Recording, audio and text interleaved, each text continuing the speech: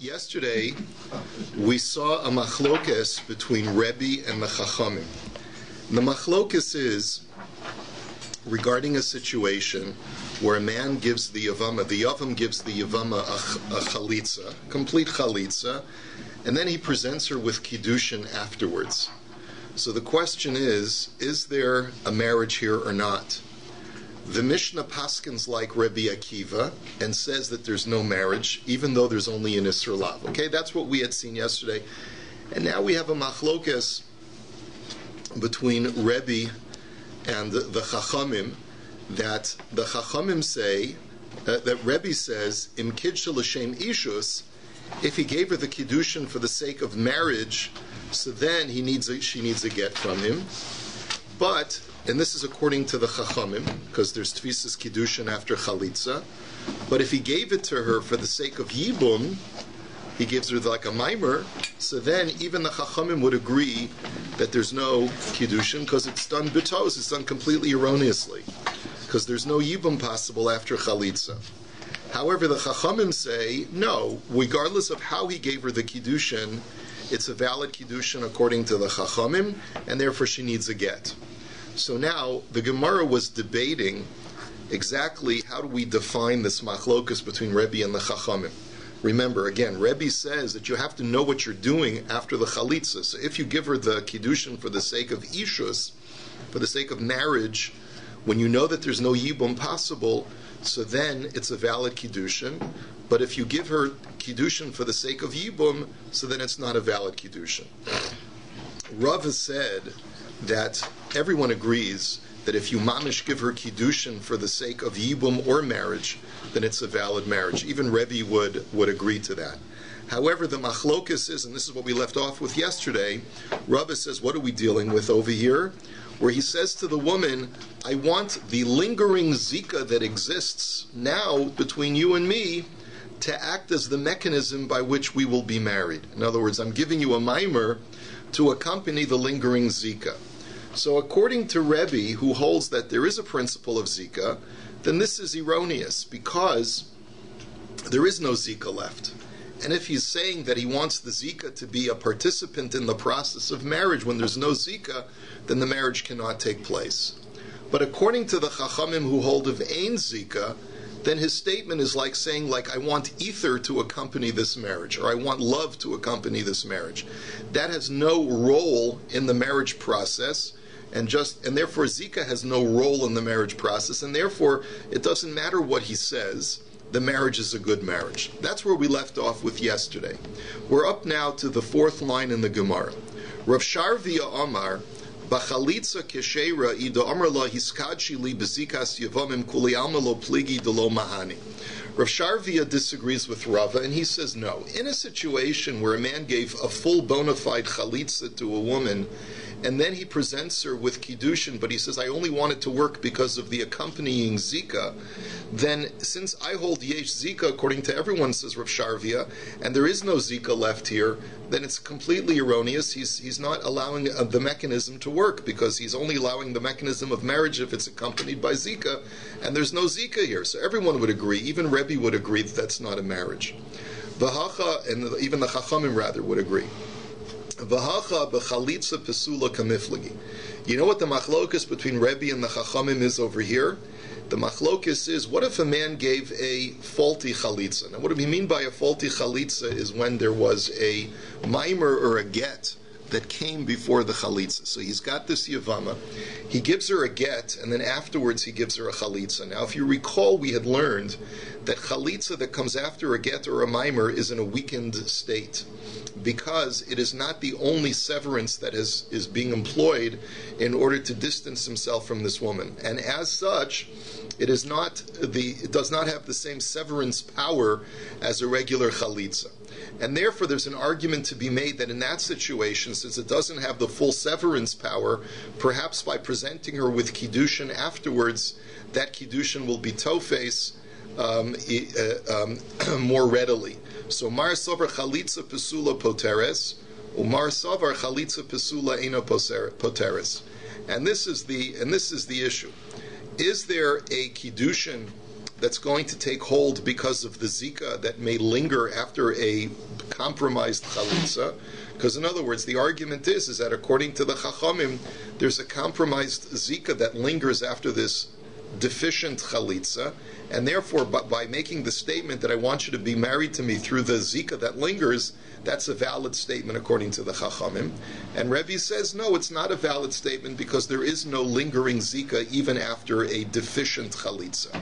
He gave a get and made it first. Yes. And then he gave a chalitza.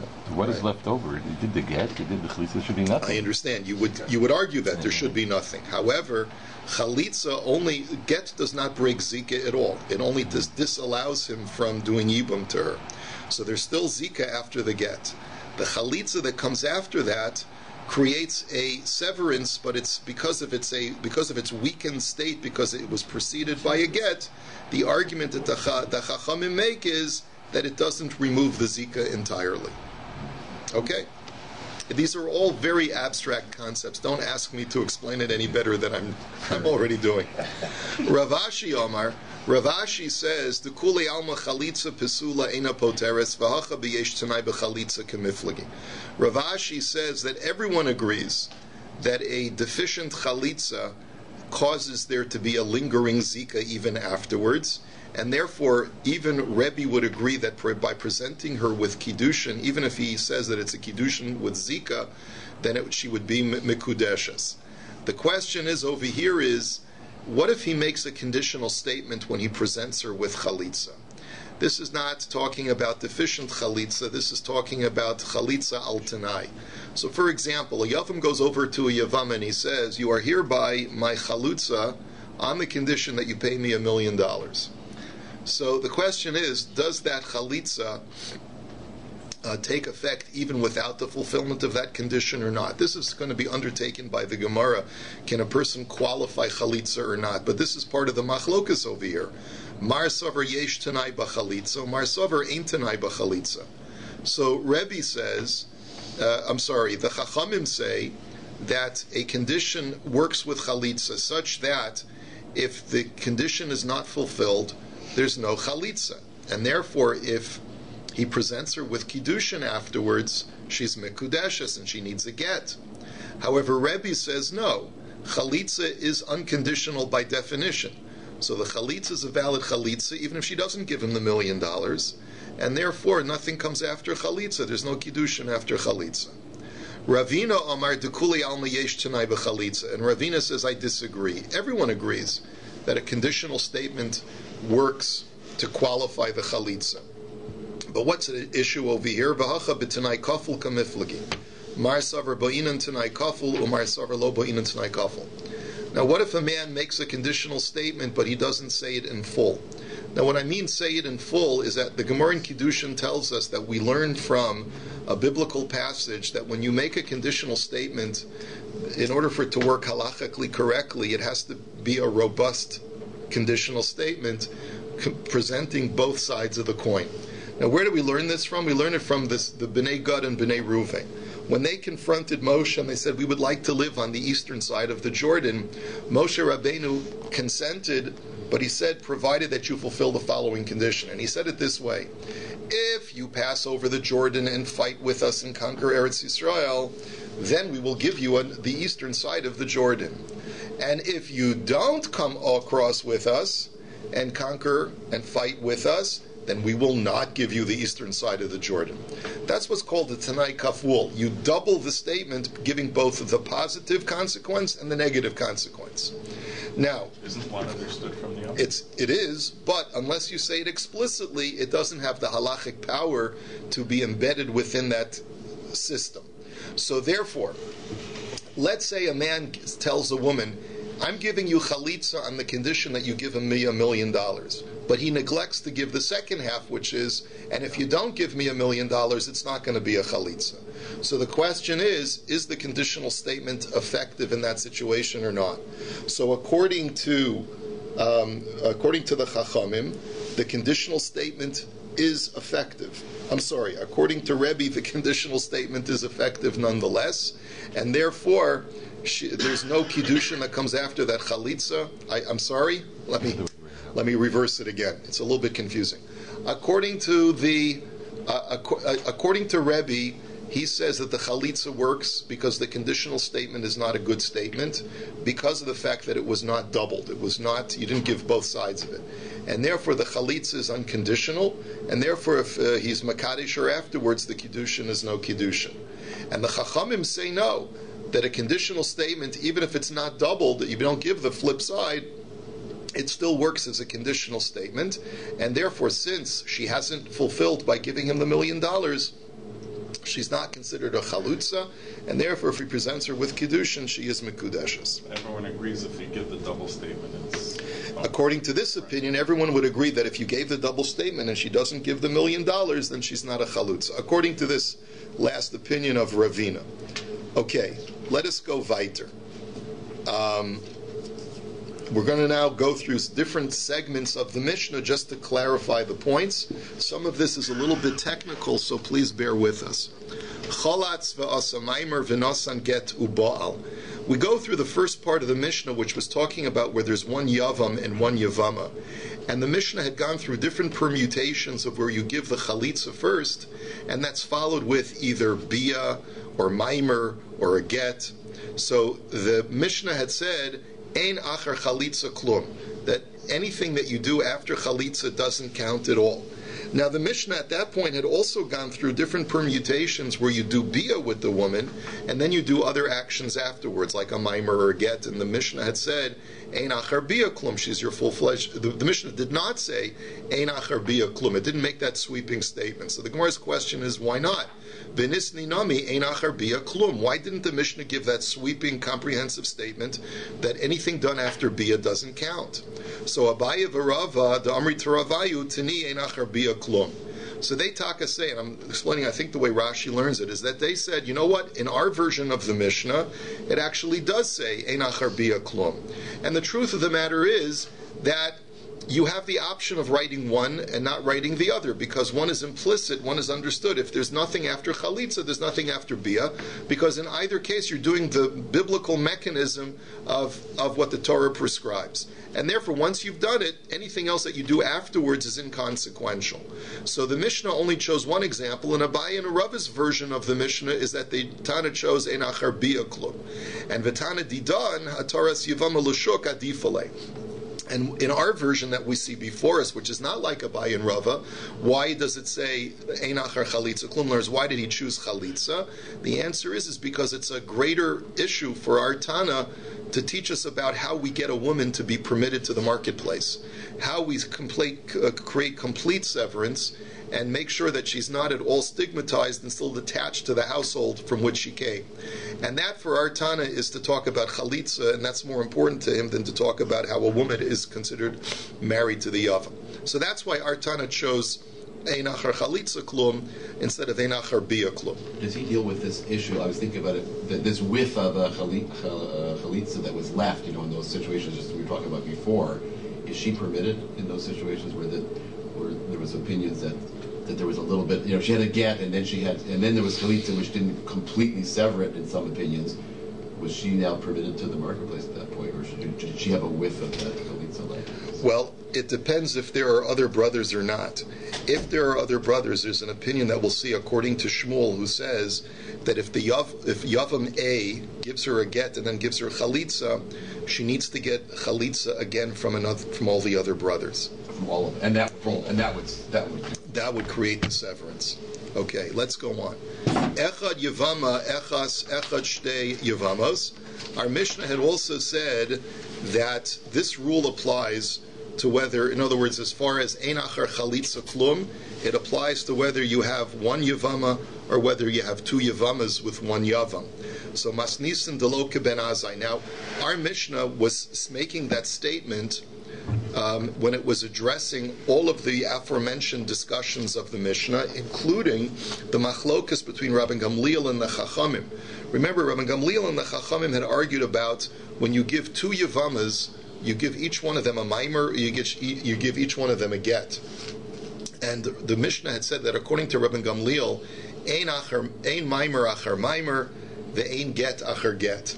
And the Chachamim said, yesh maimer achar maimer, v'yesh get acher get, which means that if you give a get to one Yevama and then you give a get to the other Yevama, you're not only prohibited to the first Yevama's relatives, but you're prohibited to the second Yevama's relatives as well.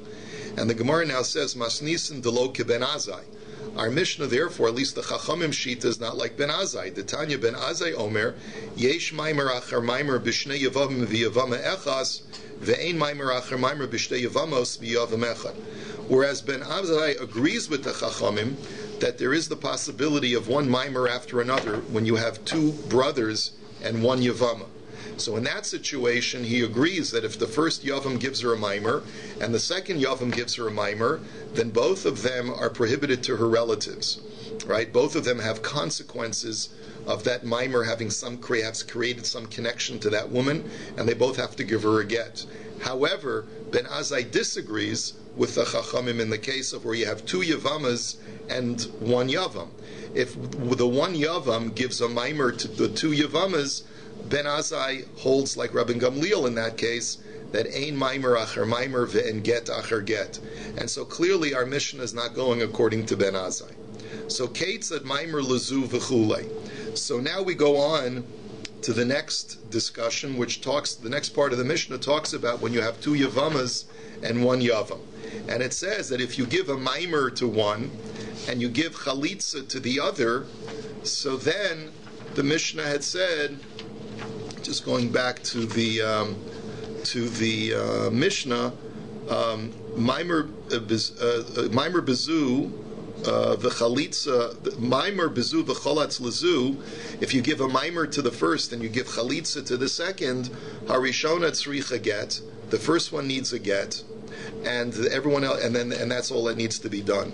So the Gemara now says the very fact that our Mishnah talked about a case where you gave a maimer to the first one and a chalitza to the second one, lema misayeye le'lishmuel, da'amar Shmuel, chalatz le'bailas maimer lo niftarat sarasa, that this seems to support Shmuel's contention that whenever you precede chalitza with a maimer, then the chalitza that is given afterwards is a weakened chalitza, in which case she would need to get a chalitza from the remaining brother.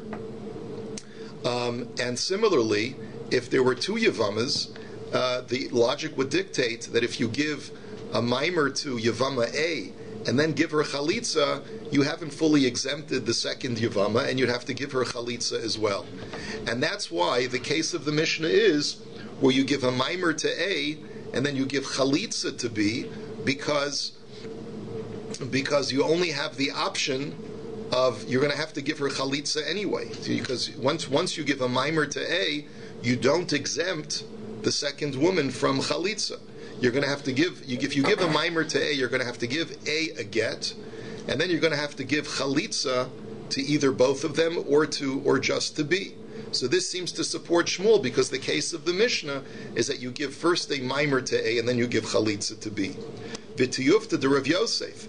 It's also a refutation to Rav Yosef, because Rav Yosef was the one who had said, don't pour out your well water just because you don't need it anymore if you know that someone else needs it. And the same thing is over here. He says, it says that you have the option of giving chalitza to B as long as you give a get to A. Now it seems like by doing this, you're ending up apostling both women from the kahuna. And we don't say, according to Rav Yosef, the argument should be only give chalitza to A so that B will still not be puzzled to the kahuna. So the very fact that the Mishnah is not concerned about that at all indicates that we really don't care about this issue, like Rav Yosef talks about spilling out, causing a woman to be puzzled to the kahuna is like spilling out well water just because you don't need it, is the same thing. And it seems like the Mishnah is not concerned about that. So the Gemara says no to both contentions. Mi katani choletz, cholatz katani di'evin. The Mishnah says no. You know what? First of all, our Mishnah is not advocating what we're supposed to do lechatchila. Our Mishnah is telling us, what if a person did this? He gave a maimer to A and he gave chalitza to B. So in that situation, you have to give A get. It's not telling me that lechatchila, if I gave a maimer to A, I have to give chalitza to B, because it's not discussing the Shmuel's halacha, and it's not discussing Rav Yosef's halacha that if you already gave a maimer to A, give chalitza to A so that you don't spoil B from the kahuna.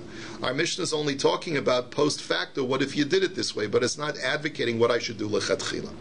Now, get lezu v'get lezu chule. One of the permutations is that if you gave a get to both Yevamas, then you have to just give chalitza to one of them, and then you're off the hook. Lema misayele l'Rabbi bar Rav Huna, dama Rabbi bar Rav Huna, chalitza pesula tzricha lechazrel kol ha'achim. Now, let me just qualify this. The Mishnah had said that if you gave a get to A and a get to B, it says tzrichos chalitza. They need chalitza. And they is written in the plural, which implies that both women need to get chalitza when you have two Yevamas. This supports Rabbi bar Rav Huna's statement that because the chalitza came after a get, it's a compromised chalitza, and therefore doesn't fully remove the zika from the other Yevama, just like Shmuel had argued, right? And therefore, yeah, you would have to give the second Yevama chalitza. So the Gemara says, no, not necessarily, because my tzrichos da alma. That maybe no, when the Mishnah says they need a get, it's not referring to the two Yevamas, it's referring to all women in that situation where you have two Yevamas, both of them who had gotten the get, one of them needs chalitza.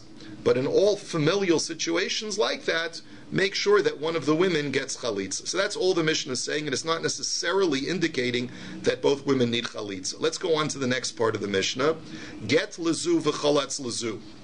One of the permutations is if you give a get to one Yevama and you give chalitza to the other Yevama. So here too, the Mishnah is not advocating that you give chalitza to the one to A that you gave a get to. It's saying that you gave A get and you gave chalitza to B. So this also lema misayeli lishmul v'tiyavi tiyuf to the Rav Yosef.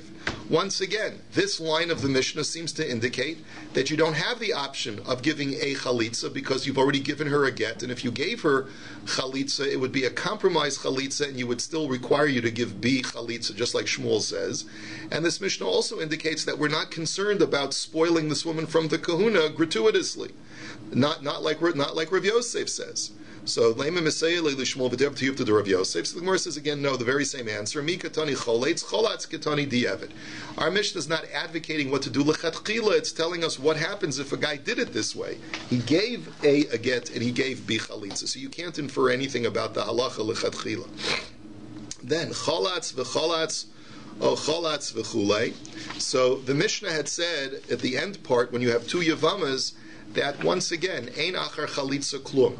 That there's nothing, once you started off with one Yevama with chalitza, anything that you do with the second Yevama is completely meaningless, regardless of whether you gave her chalitza, a get, or maimer, or bia. And then it also said that if you do bia first, and then that's accompanied with the second Yevama with get, maimer, etc., so then it doesn't work. But it doesn't make the sweeping statement of ein achar bia klum. So again, the Gemara asks the question, v'lisni nami ein achar bia klum. So Abaye v'Rava Damri Teravayu Tani Ein Achar Bia Klum. So their version of the Mishnah, they taka have that line, Ein Achar Bia Klum, in lieu of Ein Achar Chalitza Klum. V'Tana Didan Hataras Yevama Lushok Adifale. And our Tana, our version of the Mishnah, which has Ein Achar Chalitza Klum, lists that because that's more of a novelty, that's more of an interesting halacha, because it indicates to me how I'm able to be matir to permit a Yevama to marry outside the family. Next, Bein Yavam Echad L'Shtei Yevamos Chulei. Now, the Mishnah had also told me another halacha. Now, remember, I had started off the shir today by telling you that our Mishnah goes according to Reb Meir, who says that once you give chalitza to a woman, Ein Achar Chalitza Klum, that if you try to marry her afterwards, right, then there's no Tfisas Kiddushin, and the Chachamim disagree with that. Now, our Mishnah also points out that that's not only true when there's one Yavam and one Yevama, but even when there's two Yavams and one Yevama. So if Yavam A gives the Yevama Chalitza, and then Yavam B tries to marry her or do something, any kind of act with her, Yavam B's action is completely inconsequential. Just like Yavam A's actions would be inconsequential after giving Chalitza. So now the Gemara asks, Bishlam ala Rebbe Yochanan, da Amar Kula Beisa Belav Koi, Itzterach Lashminan, Dein Kiddushin Tovsim B'chayve Lavin. So the Gemara says, let's go back to a machlokes we saw a long time ago between Rabbi Yochanan and Reish Lakish. We know that once a man gives chalitza to the Yevama, there's not an Isser Erva between them anymore, but there's only an Isser Lav. Okay, there's only a mitzvah lo saseh of lo yivna.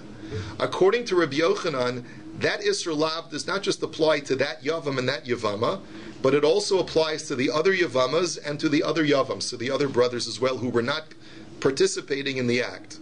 Therefore, if one of the other brothers were to go ahead and present her with Kiddushin, so then there would only be an Isser Lav there. There would not be an Isser Erva. So it makes very good sense, according to Rabbi Yochanan, why the Mishnah needs to tell me that in a case of multiple brothers, not only is there an Isser Lav for the Yavam, but there's also an Isser Lav for the other brothers, and yet the Mishnah tells me, but we paskin like Reb Meir, who says that there's no Tfisas Kiddushin for an Isser Lav. That makes very good sense. That's the Chiddush, that we go like Rebbe Meir.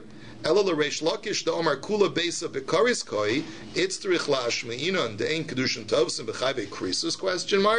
But according to Reish Lakish disagreed with Rabbi Yochanan. Reish Lakish had said that the only Isser Lav that exists is between that Yavam and that Yavama. But all of the other women and all of the other brothers that are part of this family, if they were to engage each other, then there would be an Isser Kares.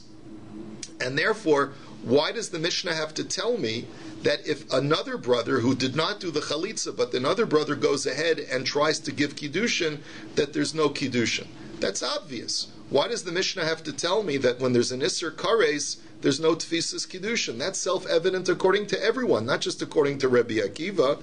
So the Gemara says, Amar Lecha Reish Lakish. So Reish Lakish is going to argue to you as follows. Are you telling me that when the Mishnah is stating the obvious, that presents a problem? He says, the Mishnah is replete with obvious statements that are not necessary, because v'litai mech seifa de ketani boal v'asa maimer itzterich lashmein and de'en kiddushin tovsin be'eshas ish. He says, let's look at another case of where you have one Yevama and two brothers. When one brother does an act of bia, so he's done a complete yibum, what's the status of him vis-a-vis the Yevama? They're husband and wife now. So the Mishnah tells me that if another brother would present her with a maimer, there would be no kiddushin. Isn't that obvious that you can't? If I try to marry a married woman, there's no marriage, right? So what's the point of that? So ela aide the tani hatoras yavam echad v'yavama echas tana nami shtei yavamos v'yavam echad v'aide the tana shtei yavamos v'yavam echad tana nami shtei yavamim v'yavama echas. And therefore, the Mishnah, Reish Lakish's conclusion is like this: our Mishnah is comprehensive and lists all permutations of not only one yavam to one yavama, but also one yavam to multiple yavamas, and multiple yavams to one yavama. And even though some of those permutations may be an overstatement of the obvious, but for comprehensiveness it lists all of the different cases in all of those three scenarios. Doesn't sometimes when it has to do if it doesn't do every single possible one, then you learn from that there's some exceptions, so you have to be careful. Right, so you have to be careful, but the Gemara is clarifying is that our Mishnah is listing all permutations, even the ones that are already self-evident. Cholatz v'asamaimer v'nasan v'chulei. So here, this is going on the part of the Mishnah which talks about one yavam to one yavama, and it talks about where chalitza was the first thing that was done, and then the yavam goes ahead after he does chalitza and gives her a maimer or gives her a get.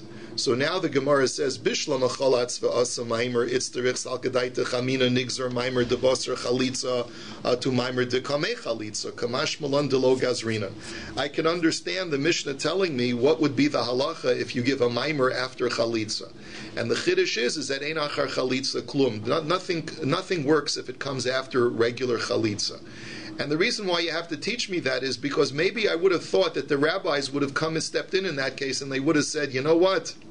If you give a maimer after chalitza, you're going to need to give her a get. You know why? Because people maybe get confused by the order, and they may say, therefore, that if you give a maimer before chalitza, the maimer also doesn't count. And in order to dispel that, we're going to require a get if you give the maimer even after chalitza.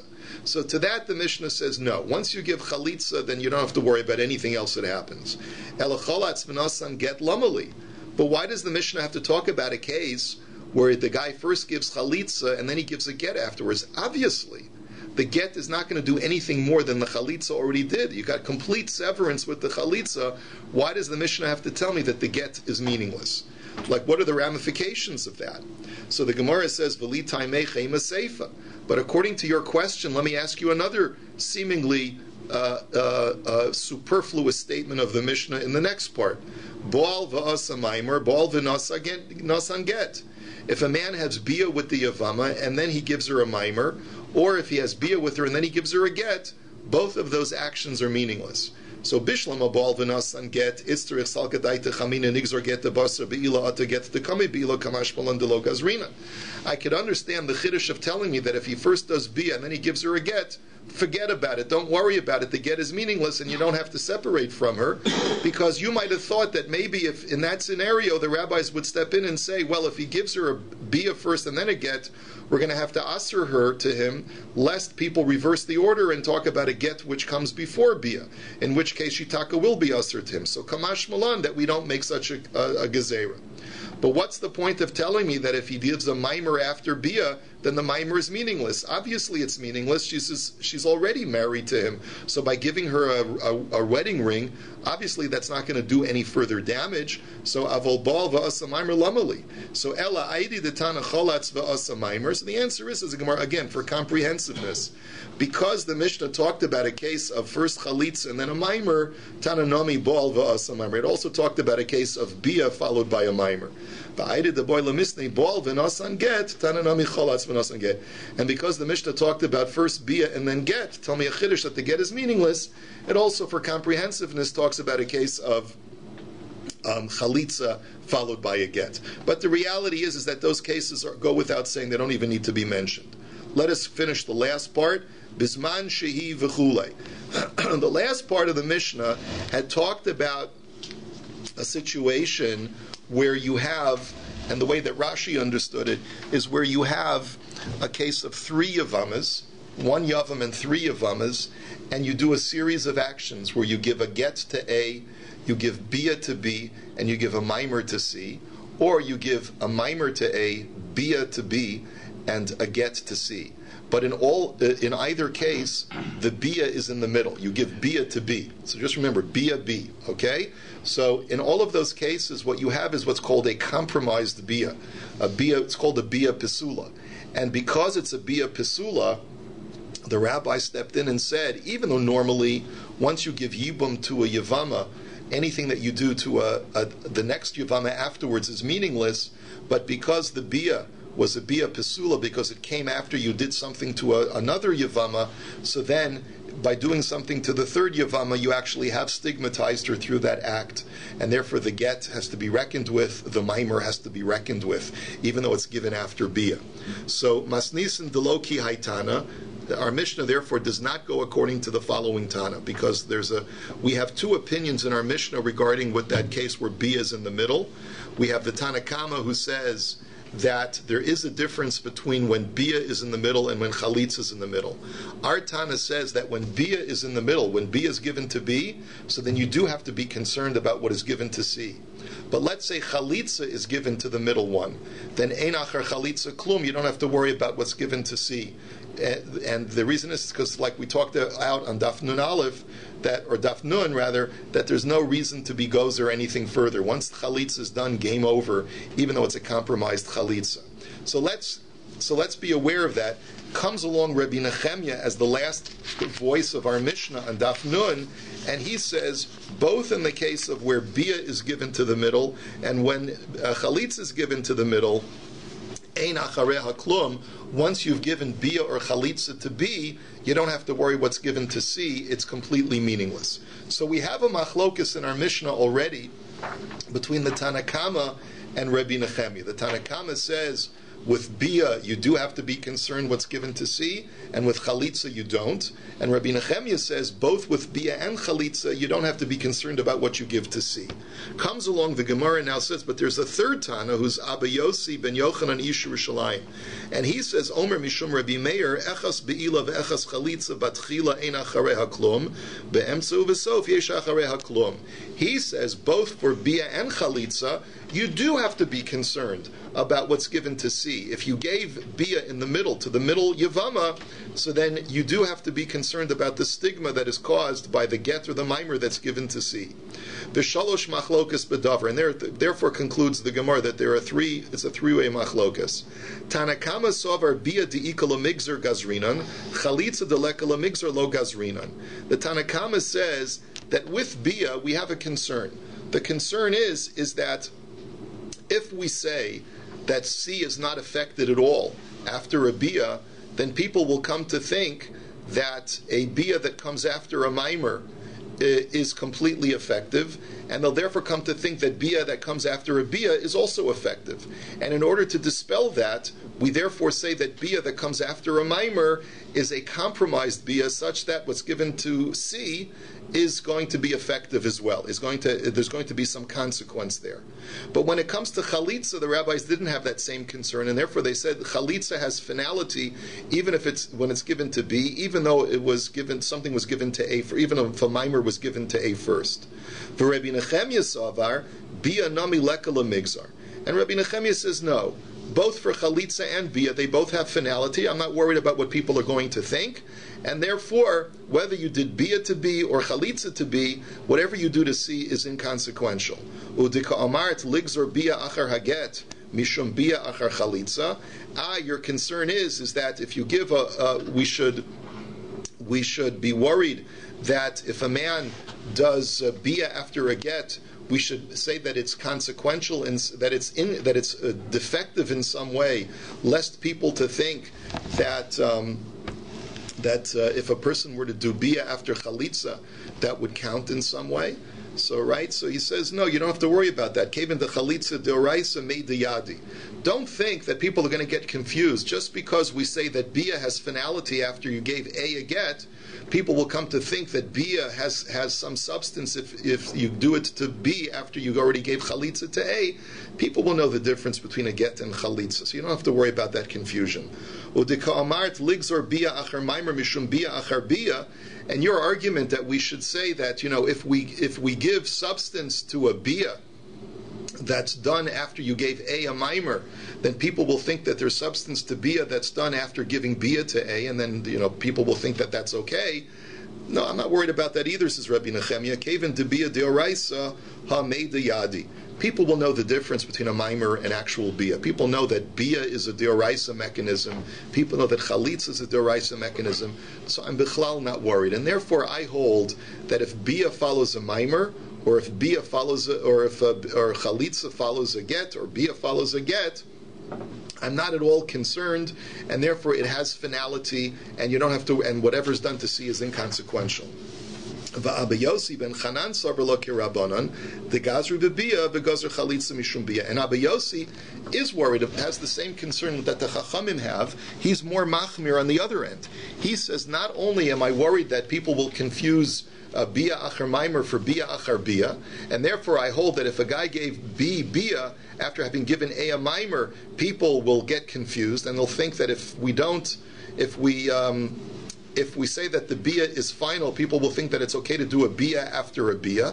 So therefore I'm going to hold that this bia is a compromised bia, and therefore C is affected.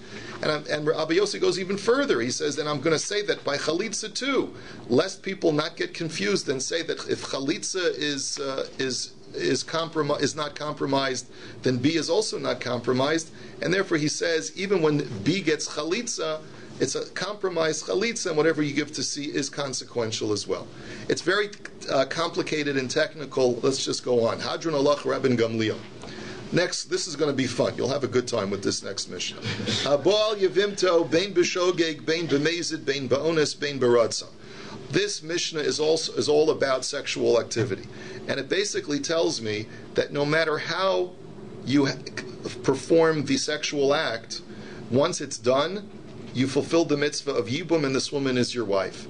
And it doesn't make a difference whether it's done b'shogeg or b'mezid. Now, what do those words mean? Shogeg means that you were not aware that this is the Yevama. You thought you were getting in bed with your wife because it was a dark room, and you wake up the next morning and it's not your wife, but it's your deceased brother's wife. So even though you had no intention of doing the mitzvah of Yibum, that mitzvah has been fulfilled and she is now married to you. Mazid means that, let's say your intention was not for the mitzvah of Yibum, but your intention was for zunus, for a licentious act. You've still fulfilled the mitzvah of Yibum. Bein ba'ones, bein b'ratzon. And it makes no difference whether you were coerced to do the act or you willingly went forward to do it. Afilu hu shogeg v'hi mezida hu mezid v'hi shogeges. And it's true that it'll work even if the man is shogeg and the woman is mezid, or the man is mezid and the woman is shogeg. Hu ones v'hi lo anusa, hi anusa v'hu lo onus. And it makes no difference whether he's coerced and she's not, or she's coerced and he's not. In all cases, the yibum is consummated. And also, echad ha'ma'ara ve'echad ha'gomer kana v'lo chilek ben bia lebia. And it makes no difference whether there's a partial insertion or a full insertion. That's considered to be a consummation. And furthermore, it doesn't matter how he enters into her body, therefore, like Rashi says, even bia shalo kedarka, even anal entry is also considered to be an act of consummation for the purposes of Yibum. Bill Clinton notwithstanding. Correct. No, that's oral. We haven't talked about oral. All right, that's different. V'chein habo al echos mikol haraya shebetorah o pesulos kekon almano lekohen gadol grusha v'chalutza lekohen hedjat mamzeres u'nesina liyisrael bas yisrael mamzer v'lanasin pasla v'lochilek bin bia lebia. And the same thing is true, says the Mishnah, in all sexual acts where there are going to be consequences as a result of that sexual act. Whether it's to passel a woman to make her into a zona. So for example, let's say a divorcee is a bas kohen. It's okay if she gets divorced. She can go back to her father's house and she can eat truma when she goes back to her father's house. But let's say after her divorce, she has sexual contact with a kohen. That kohen, because it's a forbidden relationship, has turned her into a zona, a licentious or lewd woman, and therefore she's not allowed to go to her father's house to eat truma. And as such, it doesn't matter what the nature of that sexual act was, any sexual contact whatsoever renders her into a zona. And the same thing will be true if there's a forbidden relationship, even if the contact is not the normative direct contact. If it's one of the aforementioned types of sexual contact, the isser is performed, so therefore a mamzer to a bas Yisrael or a mamzeres to a Yisrael, you're going to get lashes for performing that for forbidden act, and so forth. So in all of those cases, the sexual act is accomplished in what we've just discussed. Maya filu, lo mi baya kamer. So what does the Gemara mean? What does the Mishnah mean, asks the Gemara, when it says, even if he's a shogeg and she's not a shogeg? So the way the Gemara explains it is lo mi baya ka'amar. It says not only this, but even this. Lo mi baya hu shogeg v'hi kamachavnu l'mitzvah, inami hu mezid v'hi kamachavnu l'mitzvah. Not only is the yibum fulfilled where one of the parties has the intent for yibum, so therefore let's say he's shogeg and she has the kavanah for the mitzvah. Or she's shogeg and he has the kavanah for the mitzvah. Not only will that affect the yibum, but ela afilu hu shogeg v'hi mezida de teravaylo kamachavnu l'shem mitzvah afilu hachikana.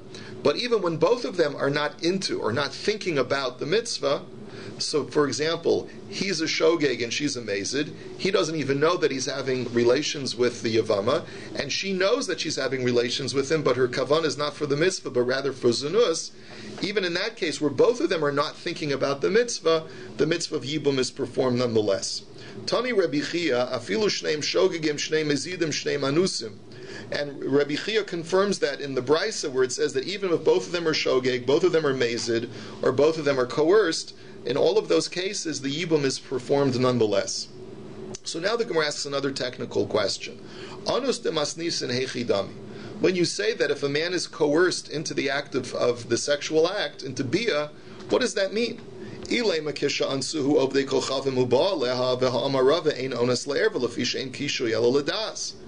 you're going to tell me that a couple of thugs grab him and force him onto the Yevama, well, that's not called coercion, because there's no such thing as raping a male. You can't force a man to commit a sexual act because he needs to have an erection. And a person can only have an erection if he willingly thinks about it. So therefore, there has to be some volition on the behalf of the male. He can't be completely coerced if he's going to have an erection. So therefore, that can't be the case. So ela biyashe. So the answer is that maybe he's sleeping and he's having an erection while he's sleeping, and then the woman has intimacy with him while he's sleeping. Is that the case of ones? No, the Gemara says, because v'hamar Rav Yehuda yashen lokana biyavimta. That doesn't create a kinyan, because he doesn't have any das at all. In a situation where a person's asleep, then he can't fulfill the mitzvah of yibum. Even though we said that you don't need das, but you at least have to be aware and conscious while the act is being performed. If you're not even conscious of the act, so then that's not called the mitzvah of yibum. So ela beniska. So maybe we're talking about the following case.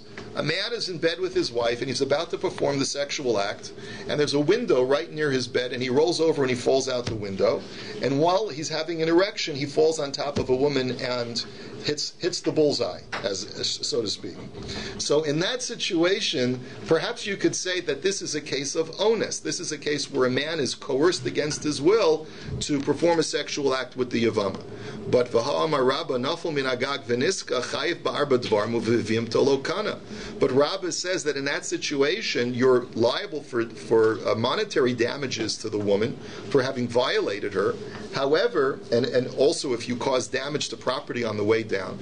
However, but it's a very bizarre case. I'm readily admit, but you're not koina the Yevama, because at least when you're performing the sexual act, you have to be aware and have intent to perform a sexual act. Here you don't have any intention of performing a sexual act because you just fell out of bed, fell out the window. So ela kagon sheniskavin liishto v'takvaso yevimto uba aleha. So the answer is that let's say you're about to perform a sexual act with your wife, you have the erection, and all of a sudden the Yevama grabs you and she causes you to mount her. So in that situation, since your intent is to commit a sexual act, but it was with a different woman, and you're coerced at the last second to be with this Yevama, that's the case of onus. That's the case of where you've been forced or coerced into a sexual act that you did not intend to do. Now, Shneim Anusim, what would be the case of where both of them are coerced? So, Devei Rabbi Chia, Heichi Dami, so according to the base medrash of Rabbi Chia, what's the case? Kegon sheniskaven leishto v'takfuhu obdei kolchavim v'davkum zeba ze uba aleha. That would be a situation where a man is having an erection because he's about to be intimate with his wife, and then the thugs pull him out of his bed and force him and the Yevama to connect to each other. That's the case of onus for both of them. In that situation, since the intention is for the sexual act for the man, even though he's been forced to go to the wrong woman, that's considered to be a consummation of the yibum as well. Have a wonderful day.